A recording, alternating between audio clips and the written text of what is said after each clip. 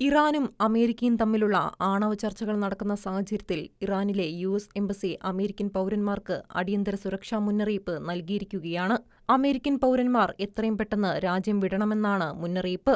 സുരക്ഷാ നടപടികൾ, പൊതുഗതാഗത വിലക്ക്, ഇന്റർനെറ്റ് തടസ്സങ്ങൾ എന്നിവ തുടരുകയാണെന്നും എംബസി മുന്നറിയിപ്പ് നൽകി. മൊബൈൽ, ലാൻഡ് ലൈൻ, ദേശീയ ഇന്റർനെറ്റ് നെറ്റ്വർക്കുകളിലേക്കുള്ള ആക്സസ് എന്നിവ ഇറാൻ അധികൃതർ നിയന്ത്രിക്കുന്നത് തുടരുകയാണ്.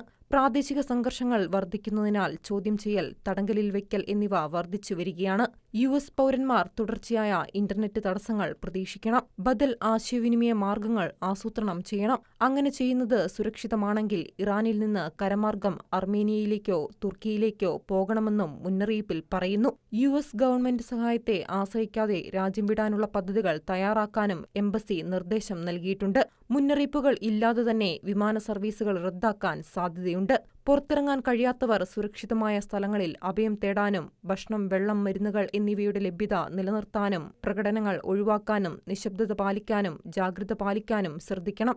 അപ്ഡേറ്റുകൾ ലഭിക്കുന്നതിനായി സ്മാർട്ട് ട്രാവലർ എൻറോൾമെന്റ് പ്രോഗ്രാമിൽ ചേരാനും എംബസി നിർദ്ദേശിച്ചിട്ടുണ്ട്. യു.എസ്. ഇറാനിയൻ ഇരട്ട പൗരന്മാർക്ക് അപകടസാധ്യത അധികമാണെന്നും മുന്നറിയിപ്പിൽ പറയുന്നു. ഇറാൻ ഇരട്ട പൗരത്വം അംഗീകരിക്കുന്നില്ലെന്നും അത്തരം യാത്രക്കാരെ ഇറാനിയൻ പൗരന്മാരായി മാത്രമേ പരിഗണിക്കുന്നുള്ളൂവെന്നുമാണ് മുന്നറിയിപ്പ്. ഇറാനിൽ ചോദ്യം ചെയ്യൽ, അറസ്റ്റ്, തടങ്കൽ എന്നിവയ്ക്ക് സാധ്യതയുണ്ട്. ഒരു യു.എസ്. പാസ്പോർട്ടോ അമേരിക്കയുമായുള്ള ബന്ധമോ കാണിക്കുന്നതുപോലും ഇറാനിയൻ അധികാരികൾക്ക് ആരെയെങ്കിലും തടങ്കലിൽ വയ്ക്കാൻ മതിയായ കാരണമാകുമെന്നും എംബസി വ്യക്തമാക്കി.